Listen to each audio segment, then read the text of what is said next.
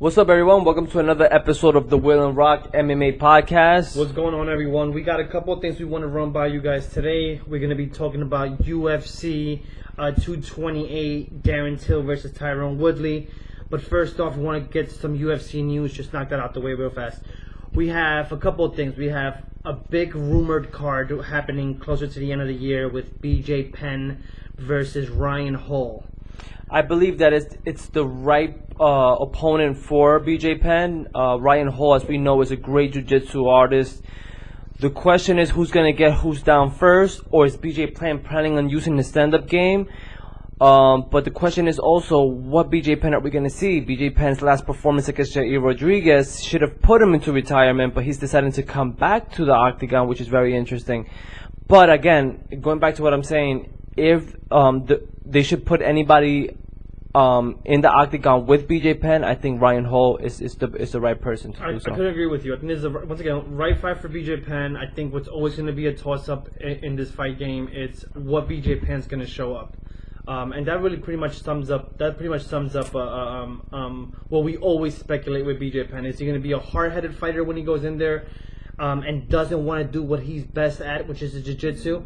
Or is he going to stand and bang? And he could stand and bang with Ryan Hall. Ryan Hall doesn't necessarily have a great stand-up game. All right, next thing.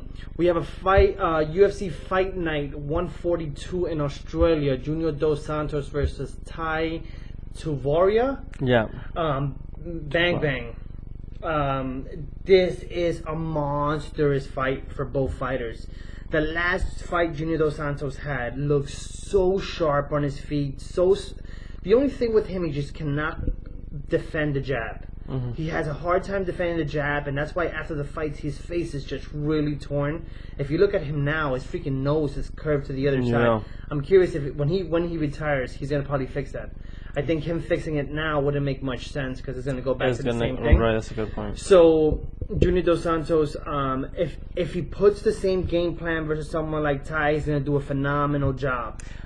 I agree. But if we look at Ty's perspective, he's there to throw punches. He eats them as much as he takes. And one of the things about Ty is that he likes to get hit to find the openings.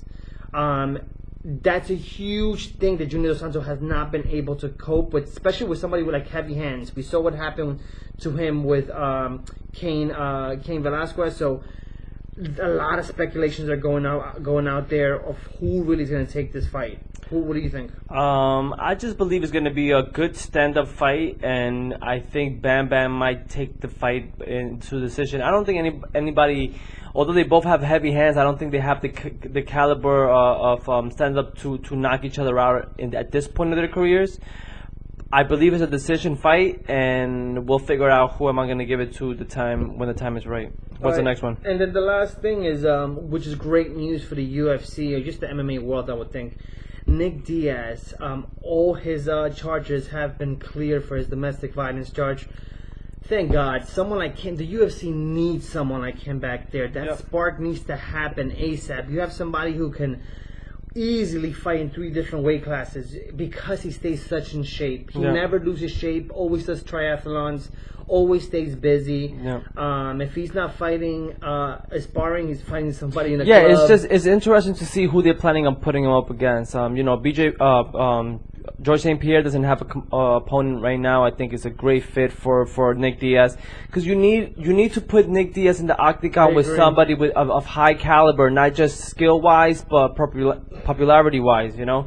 I believe that GSP would be considered the right person in that situation, but maybe the UFC decides to do another fight with somebody else. The thing about GSP made it clear that he wants no part of the Nick Diaz fight.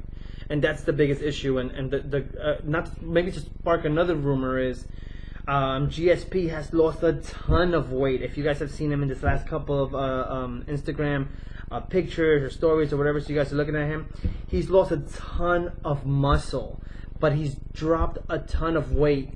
And rumor has it that he's trying to keep that weight for that Conor McGregor versus Khabib winner of he'll fight next, which makes sense. Ton of sense. And he still looks lean. He looks healthy, even though he looks slim. That's one of these guys that loses weight, looks really unhealthy. All right. So, anyways, that's pretty much it, man. Anything else you got in mind? Let's get right to it. All right, UFC 228 in Dallas, Texas. Woodley versus Darren Till main event. This is gonna be a good one. This is gonna be amazing. It's gonna be this Saturday, guys. Must stay tuned for this. We have first fight is Abdul Razik versus Nico Price. Go for it. You get to pick first. Yes, I'm not familiar with either fighter, and that's Razak, by the way, Abdul Razak. I'm not familiar with both fighters. I did look at some of their records. I'm just gonna toss it up and go with Nico Price. Nico Price. And I decided to go with the other fighter, Abdul Razak. Again, we don't know too much about these fighters, as we know they're starting this card. So normally they put a couple of no-namers to get their name out there. But I'm going with Razak, and I hope to see a good performance by both opponents. Next fight, huge women's fight. Highly recommend you guys catch this. Jessica Andre versus, I'm not even going to butcher her last name. So her name is Carolina.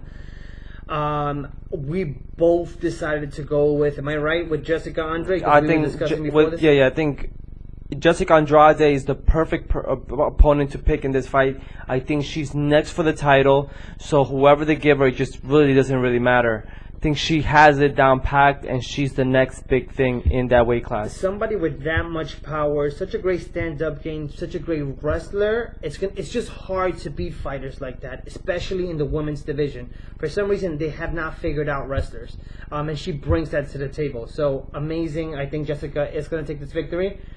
We'll see on Saturday. Next fight, we got Brandon Davis versus Sabit. And I'm not even going to butcher his last name either. Yeah. You want to go ahead? So it's kind of hard to not pick Sabit. This is a guy who was training really hard for Jair Rodriguez. Jair Rodriguez gets injured, but they put him a brand new opponent. I don't care who they put against Sabit at this point. Sabit, I think, is at the top of his game, and we're going to see a tremendous performance by Sabit, and that's going to be the reason why he's going to be in the title contention after this fight. So I could not agree with you more. I got Sabit myself. Sabit is one of these guys that's way too unpredictable in the octagon, and that's what makes him so dangerous. And people don't know where he's going with his fighting style. He's so loose. He's so comfortable. I mean, he put a performance up in Brooklyn. Just cannot wait. Cannot wait. I think Sabit is the man for this fight, and we both got Sabit winning this fight. Next fight, we got Nico Montana, which is the strawweight women's champion, versus Valentina Shevchenko. I will say Nico's the champion in that weight class? Nico's the champion. Okay. Well, so what happened with Nico is that weight class wasn't even out yet, right. And they did an Ultimate Fighter for it. Nico ended up winning the Ultimate Fighter, so she got granted the belt. Right. So right now, she's going into this, Nico Montano, pretty much the strawweight champion. Right. So Valentina ended up losing a little bit of weight, which was an easy cut for her. She seems very comfortable. I don't think there's a better fighter in that women's division than Valentina Shevchenko. She is a beast, and I think she will get the stop within the first or second round. This girl is such a great overall, just a well-grounded fighter, I should say. The things that she did to Amanda Nunes, that fight was such a toss-up. I had Valentina winning. I know me and you started to argue a little bit because you did have, I think you had Nunes winning that fight, and I said no, Shevchenko won that fight. I do believe she's championship caliber, great background, great kickboxing, and just an overall great stand-up fighter. And this is where this fight's going to end up, as my prediction. It's going to be on feet, and we're going to see the performance that Shevchenko's going to put. Last but not least, and there's two fights going up. Like I said, the women's strawweight, and we got the man, Tyron Woodley, finally coming back after so many injuries, fighting a young god. Not only that, but somebody who's a lot taller, and it almost looks like he's just overpowering even on the weigh-in. And if you ask me, they have the same exact power. Now, the only thing that we would say that Woodley has that Darren Till doesn't have is the wrestling caliber. The question is Tyron Woodley going to stand and bang with Darren Till, or is he going to go and try to take him down and see what he could do with him on the ground? It's a very interesting fight. I do believe that after the performance that Darren Till pulled up against Stevenson, where Thompson couldn't take him down, and when he did, he got right back up to his feet. I believe that because of that, Darren Till is either going to get a KO within the 3rd or 4th round or win by decision. I cannot go against the champion. Every time somebody goes against Tyron Woodley, he ends up winning the fight. He's not the most entertaining fighter, but I think when fighting someone like Darren Till, we might see a different side of him. He's looking to staple that division. I think he's been a champion for a long time. I think Cody has been talking so much smash. So that's a great way to go in there, kick freaking Darren Till's ass, and then go straight into Colby Covington and see how that works out. Mm-hmm. So that's pretty much it, man. Anything else you want to add to that? Bro, I think we're done with this one. All right. Everything good. Well, everybody, follow us on the Will and Rock MMA podcast on Instagram, on Twitter, and on our Instagram page. Yes, sir. Peace, fellas. Peace.